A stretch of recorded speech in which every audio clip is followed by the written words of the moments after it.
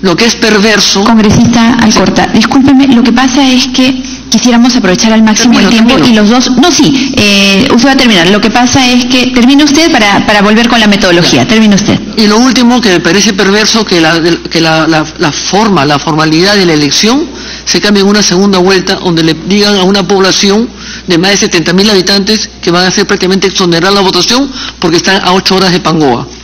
Esas cosas perversas donde se imposibilita el traslado de las personas y se les exonera para que no vayan a votar, son fraudes también en una elección. Gracias, Presidenta. Muchas gracias, congresista Alcorta. Tenemos una lista ya larga de congresistas que desean participar. A eso le añadimos al congresista Lescano, al congresista Ratti, que se hace más larga. Entonces, para optimizar el debate, vamos a darle el uso de la palabra al doctor Percy Medina, de tal manera que, producto de las dos intervenciones, podamos avanzar un poco más optimizando el tiempo. Doctor Medina. Muy buenos días, Presidenta. Muchas gracias por la invitación.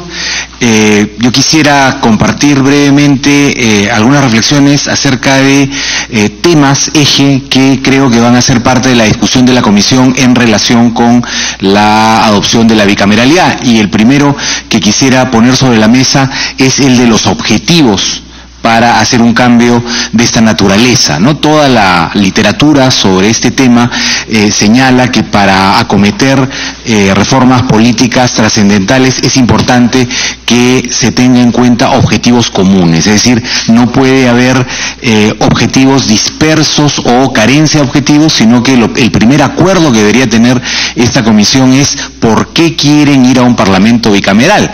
Y si uno revisa la literatura, encuentra básicamente tres grandes objetivos, la anterior por favor, tres grandes objetivos para apuntar a un parlamento bicameral. El primero es permitir que se puedan aplicar principios de representación diferentes para la elección de cada cámara. En segundo lugar, que pueda mejorar el análisis y revisión de la legislación. Y en tercer lugar, proveer pesos y contrapesos democráticos adicionales durante el proceso legislativo. Si uno revisa la literatura sobre esos temas, esos son básicamente tres ejes que están en todos lados. Ahora, detrás de esto, por supuesto, está el hecho de mejorar la capacidad de representación del Parlamento, ¿no? Esa debería ser la misión principal de una reforma política, y tener en cuenta que lo que se haga debería sobre todo permitir que se represente mejor a la ciudadanía. Seguimos. Algunos criterios que se mencionan también en la literatura tienen que ver con evaluar cuán diverso es el país, si hay minorías nacionales que están subrepresentadas, si hay una estructura territorial del país que tiene que ser reflejada de manera diferente en cada cámara. Por ejemplo, si el país es centralizado, es descentralizado, si el país es federal o es unitario. Los países federales tienden a expresar su federalismo, por ejemplo, en la segunda cámara.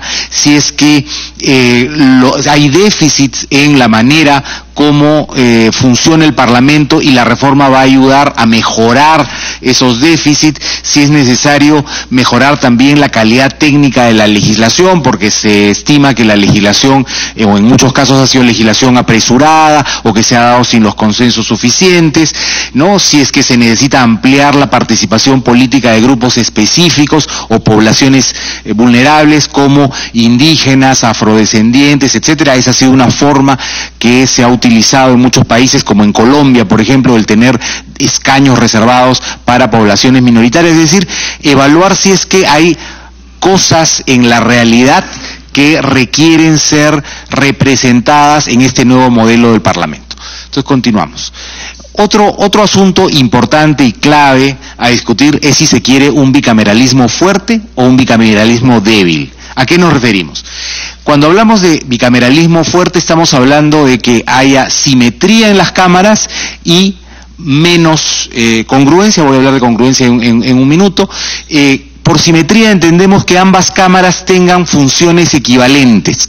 Para decirlo de manera rápida, que tengan poderes equivalentes, ¿no? Hay parlamentos bicamerales donde la cámara baja tiene el peso del poder y la cámara alta es una cámara con un poder menor, que a lo sumo puede retardar la legislación o puede pedirle a la cámara baja que vuelva a discutir, en fin, pero no tiene capacidad de impedir la legislación que es otorgada en la Cámara Baja.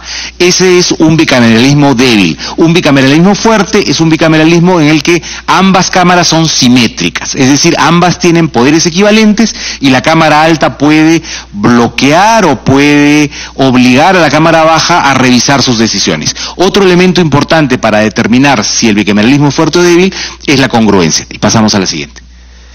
Y por congruencia entendemos el hecho de que ambas cámaras estén conformadas por el mismo esquema partidario, es decir, que si un partido tiene mayoría en una cámara, también la tiene en otra. Y eso tiene que ver directamente con el sistema electoral. Si el mecanismo de elección es muy parecido entre ambas cámaras van a ser congruentes. Es decir, el partido que domine en la Cámara Baja va a dominar también en la Cámara Alta. Entonces, si tenemos dos cámaras donde domina el mismo partido, probablemente los pesos y contrapesos van a ser menores. Entonces, si queremos un bicameralismo más fuerte, tendríamos que tratar que haya menos congruencia entre las cámaras y por lo tanto funcionen como contrapesos. ¿Eso cómo se hace? Con el sistema de elección. Si los sistemas de elección de ambas cámaras son parecidos, naturalmente van a dar lugar a composiciones partidarias también parecidas. Por ejemplo, si la elección se hace en el mismo momento, sobre la base del mismo tipo de circunscripción, con el mismo tipo de lista, etcétera, entonces probablemente el partido que domina la Cámara Baja va a dominar también la Cámara Alta y los contrapesos no van a funcionar. Si se hacen ajustes que hagan que la forma de elección sea diferente entre ambas cámaras, entonces probablemente el resultado no será significativamente distinto, pero va a variar lo suficiente como para que ambas cámaras sean contrapesos. Seguimos. Si uno mira la historia de las constituciones en el Perú, ¿no?, lo que se ha llamado la constitución histórica, vemos que el Perú tiene más bien una tradición bicameral. 9 constituciones, la de 1823, 28, 34, 39, 56, 1860, 1920, 1933 y 1979 han sido bicamerales.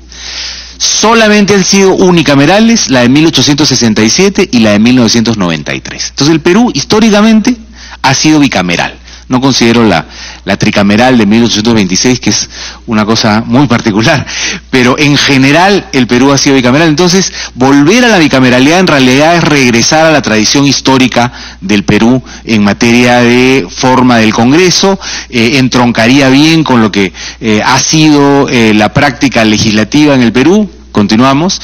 Y de alguna manera también con cómo los parlamentos de los países grandes se diseñan en el mundo.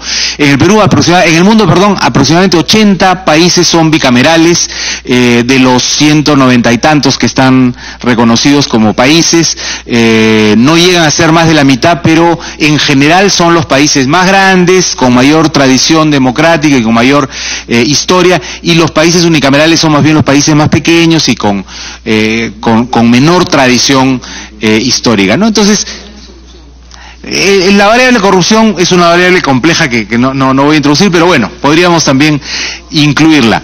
Pero a lo que quisiera llegar es a que efectivamente, en términos de historia constitucional peruana, volveríamos a lo que ha sido una tradición, el bicameralismo.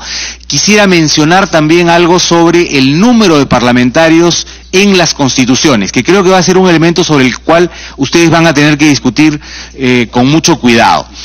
Si uno mira las constituciones en el Perú, ve que el tratamiento sobre número ha sido diferente en el caso de diputados que en el Senado. Ha sido diferente. En el Perú, en general, las constituciones en diputados han definido una proporción más que un número fijo. Se ha definido un número fijo solamente en 3 constituciones, en la de 1820, en la del 79 y en la del 93, y en cambio se ha definido una proporción de la población en las del 28, 34, 39, 56, 60 y 67 del siglo antepasado, y en la del 33 del siglo pasado, ¿no? Entonces, en términos de constitución histórica, para efectos de la Cámara Baja, más bien la tradición ha sido no definir un número fijo, sino definir una proporción en relación con la población. ¿Eso qué permite? Que la Cámara vaya creciendo si crece significativamente la población. Eso también vamos a ver cómo es en América Latina, en Sudamérica por lo menos, tiende a ser una cierta tradición. Vamos a la siguiente. En cuanto al Senado, en cambio, la tradición sí ha sido poner número fijo. No ha estado definido el número en el Senado en las constituciones de 1823 y de 1933, y sin embargo sí ha estado definido como número fijo en la de 1826, 1823, 1828, 1834, 1839, 1860, 1920 y 1979. Entonces, en términos de la tradición histórica constitucional, lo que vemos es que las tradiciones han tendido a definir un número para diputados, la Cámara Política, en el ánimo de que pueda ir creciendo, y más bien establecer un número fijo para el Senado, en la medida en que es una Cámara de representación diferente, que no es la representación de las poblaciones, sino más bien de las regiones o los departamentos, las identidades de otro tipo. Entonces, un elemento que nos puede servir para la discusión sobre el proyecto actual. Seguimos. En América del Sur, ¿qué cosa vemos en relación con el número de parlamentarios? No se define el número en la Constitución, ni en Chile ni en Venezuela, y se define un mínimo en Paraguay, se dice que es 80, pero que puede aumentar de acuerdo al aumento de la población. Se establece una proporción en Argentina, Colombia y Brasil, y se define un número en Bolivia y Uruguay. Esto en cuanto a la Cámara única, en los casos unicamerales, o a diputados. Es decir, hay una gran variedad, pero vemos que la definición de número más bien es minoritaria. Solo Bolivia y Uruguay tienen una definición de número en diputados. Los demás o dejan a la ley, como Chile y Venezuela, o establecen una proporción como Argentina, Colombia y Brasil, o establecen un mínimo como en Paraguay. En el Senado, en cambio, seguimos, se define un número fijo en Argentina, Brasil, Bolivia, Colombia, Paraguay, Uruguay, y se deja el desarrollo en la ley en Chile. Entonces, en América del Sur también la tendencia es a que el número fijo esté más bien en el Senado, ¿no? Y no en diputados. Y en el caso de estos países, como vemos, ahí está también el tamaño, ¿no? En Argentina son 72, 3 por cada provincia y 3 por Buenos Aires, es decir, es un número igual para cada provincia independientemente de su población. En Brasil son 81, 3 por cada estado y 3 por el Distrito Federal, también independientemente de la población de cada estado, el número es igual. Es una manera de darle el mismo peso a cada uno de los estados, más considerando que Brasil es un país federal, ¿no? Y en Bolivia también es un número igual por cada departamento, 36, son 9 departamentos, 4 por departamento, independientemente del peso poblacional de cada uno. Un departamento grande como poblacionalmente como Santa Cruz tiene el mismo peso que, por ejemplo, Beni, que tiene una población muy limitada. Es una manera de darle en diputados peso a la población y en senadores peso más bien a la identidad departamental o de la región, ¿no? En Uruguay y en Paraguay tienen el Senado con distrito único. Ahí lo que se privilegia es la proporcionalidad, ¿no? Porque el distrito único lo que te garantiza es